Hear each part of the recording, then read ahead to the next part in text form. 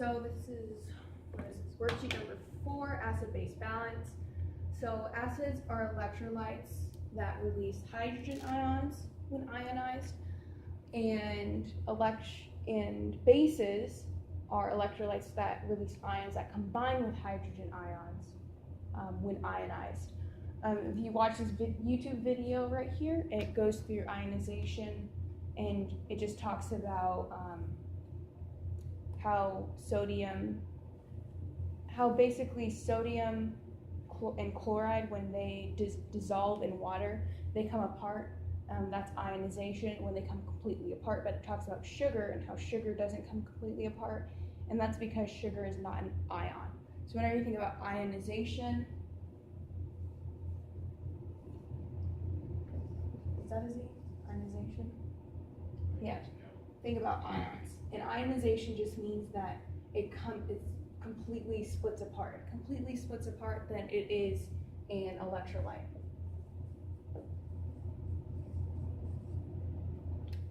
That's just basically what that means. So, like I said earlier, acids are ions when dissolved in water, so when they become split apart, they release hydrogen ions, and bases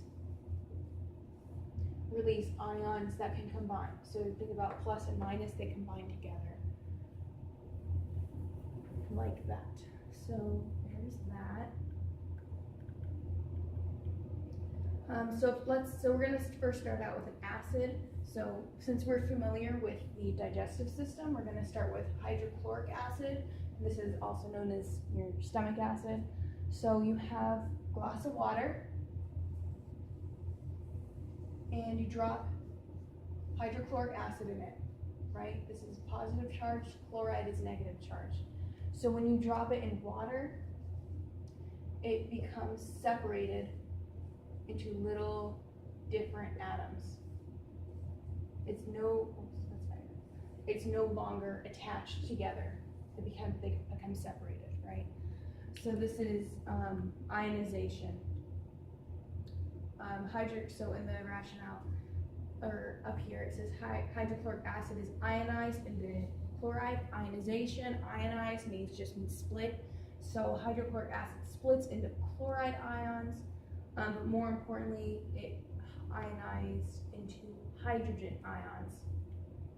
So because hydrogen, when it was placed in water, it caused the release of hydrogen ions. This made it acidic. So now let's look at a base.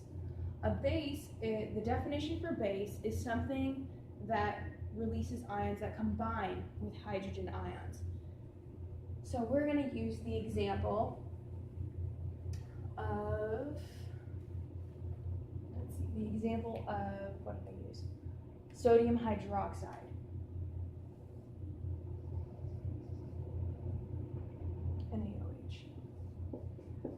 So sodium is positive, hydroxide is negative, but right now there's one molecule. You drop this in a thing of water, it becomes separated completely. So this makes it into little ions. But if you notice, there's no hydrogen. There's only hydroxide ions.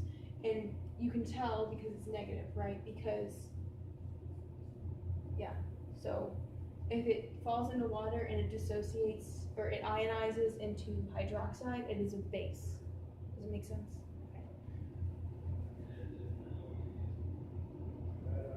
So that's basically what those pictures represent. And you're just supposed to show them coming apart. Thus, so the whole point of showing that is to show acid is hydroxide ion, and base is anything that can combine with an acid, and this indicates hydroxide, but they're both ions.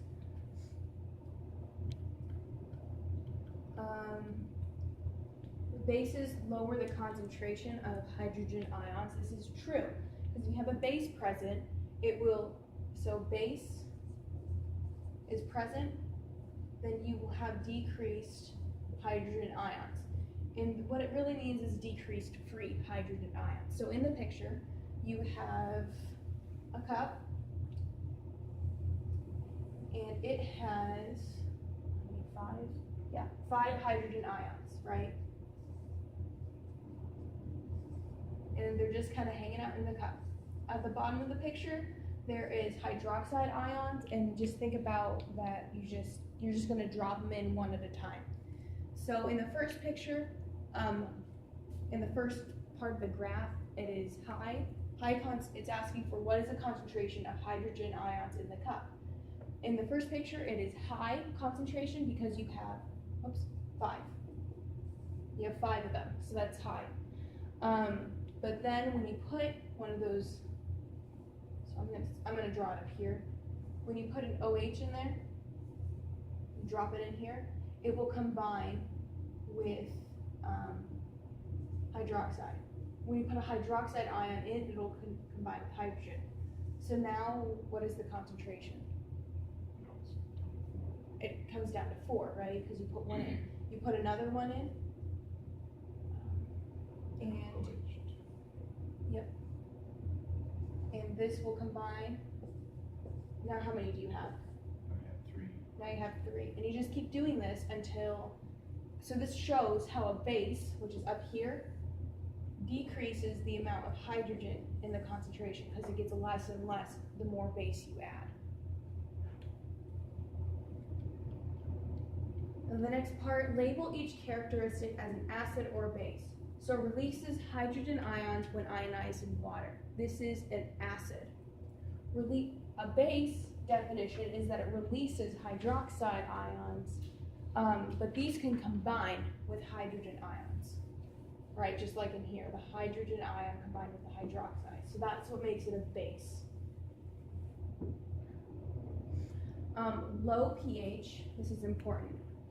So usually when you think of a pH scale, you have low and you have high. Whenever it talks about a pH scale, it is wanting to know the amount of hydrogen ions that you're talking about.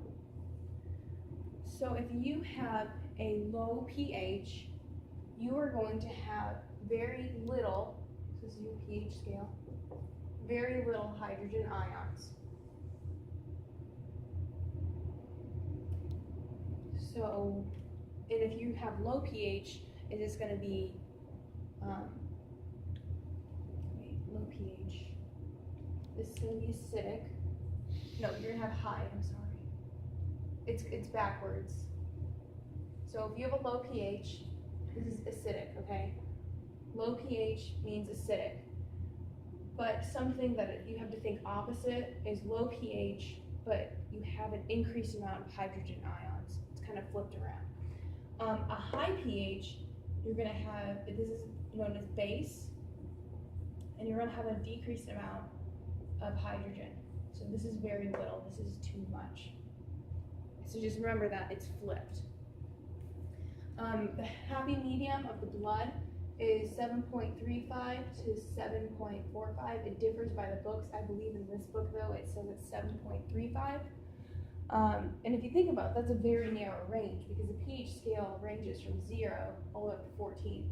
And we only have this amount. So this is how important fluid and electrolyte balance and acid-base balance is, because we only have this very narrow range that we can work with. Because it can go all the way to any other side of the spectrum. So that's just that. Does that make sense? Okay, yeah, so it's flipped. I mean, it's kind of confusing. The next one, number 4, a mole of any substances. So I'm gonna erase this. A mole of any substance is known as 6 times 10 to the 23rd. Atoms,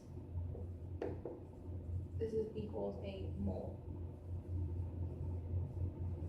So if you see a question that's asking for a mole, 6 times 10 to the 23rd. And that's just a math equation. If you really had this, it would be very very long number. So we put times 10 to the 23rd in scientific notation, and that keeps it from being huge. We're going to go into acids. So some sources of hydrogen ions, as listed in here. You have carbonic acid, which is with your blood. You have lactic acid, which is with if you use your muscles a whole lot. The theory is that if you use them a lot and you build up acid, you get muscle pain. That's the theory, and that's known as lactic acid. There's controversy on that though. Acidic ketone bodies. If you're familiar with diabetes, they get ketones, or they smell that fruity scent. That's because diabetic people don't break down.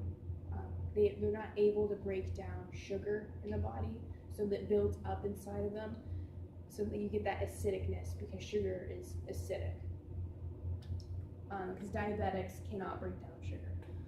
Sulfuric acid and phosphoric acid, I don't quite know. I mean, sulfur and phosphorus. Whenever you list these off, do you realize how most sources of hydrogen ions have the word acid in them? So just kind of keep that in mind. Hydrogen ion, acid. You just gotta know 4 acids and bases and know if it's a strong acid, a weak acid, a strong base, or a weak base. So let's see, the first one is carbonic acid. This is a weak acid. So think about, and this is like with carbon dioxide exchange, it turns into carbonic acid. So that's a weak acid. An example of a strong acid though is hydrochloric acid. And that is in your stomach.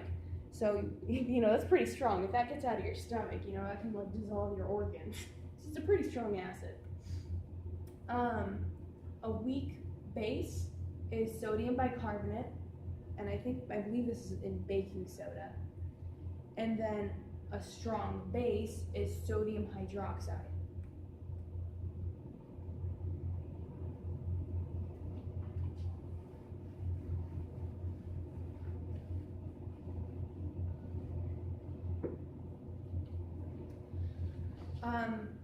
Metabolic reactions produce, it says here in the question, that metabolic reactions produce more base than acid, and this is false. Metabolic reactions produce more acid and base. So when you think about what a metabolic reaction is, it is basically metabolism. It is breaking things down, building things up. But in this case, it is breaking things down. And when you break things down, it produces waste. In acidic things, acid is a waste. So metabolic reactions produces more waste. It produces more acid in the body. So this is just cellular metabolism of glucose. This is like normal, you want to eat. This is representing like you eat something, you metabolize it, your cells eat things. But a waste product is acid, and just know that metabolic reactions produce acid. 3 ways to maintain acid-base balance in the body. You got an acid-base buffer system, and a buffer is just something that makes an acid or base weaker. It kind of like neutralizes the situation. And then a way to maintain a buffer system works with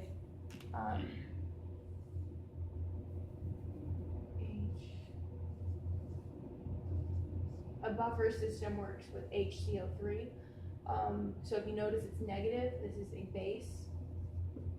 Just think about base buffer. And what HCO3 basically does is it's typically excreted by the kidneys.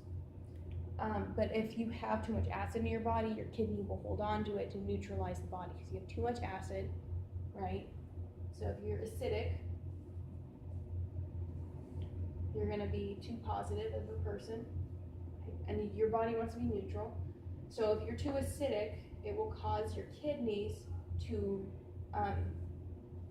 retain bicarbonate ion,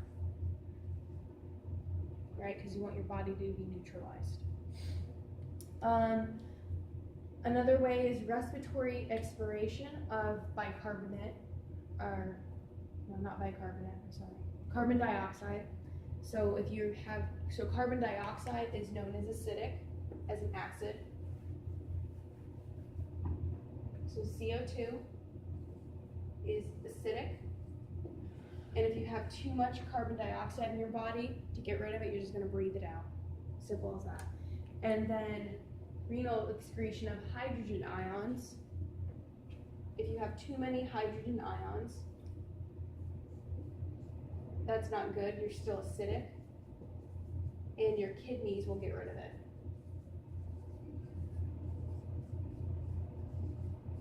So that's kidney excretion. And they really function. The main goal of these is to get rid of the hydrogen ions, get rid of the acidicness, get rid of the carbon dioxide, and to get rid of hydrogen ions. Buffer, so number 9, buffers minimize pH changes in the body. This is true. There are actually 2 types of buffers. There's acid buffers and base buffers, but you don't really need to know that. Just know that buffers neutralize the situation. A bicarbonate ion converts a strong acid into a weak acid. So if you have too much acid in your body, so way too much acid, way too much hydrogen, too much of this in the body, and this will cause your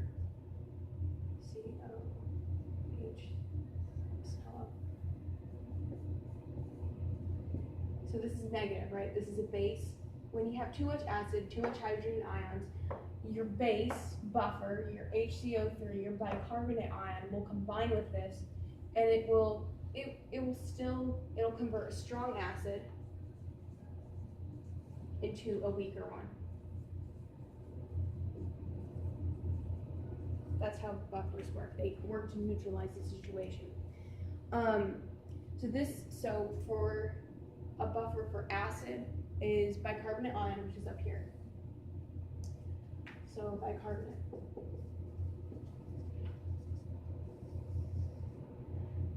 A buffer though so you have all this, same situation, right? You want to go from something strong to something weak. Strong to weak. So just say you have too much base. If you have too much base, you're going to have too little hydrogen. But a buffer is going to come in, which is carbonic acid. And you don't need to know this, but carbonic acid will come in. Just know that carbonic is the buffer. Carbonic acid, can't spell. So our carbonic acid will combine with the base, and this very strong base, and it will turn into a weak base. Because if you have a really strong base in the body, it's going to throw things out of whack. So just know that bicarbonate ion is the buffer for acid, because you want to buffer that acid, you want to calm it down, you want to turn a strong acid into a weak one. But carbonic acid buffers the base, and it neutralizes the base. So 12, which of the below is not a chemical buffer system? Actually, all of the above are a chemical buffer system. This is protein buffer, phosphate, and bicarbonate. Just kind of know those. You don't really need to know those mechanisms of action. Just know that that's how it works.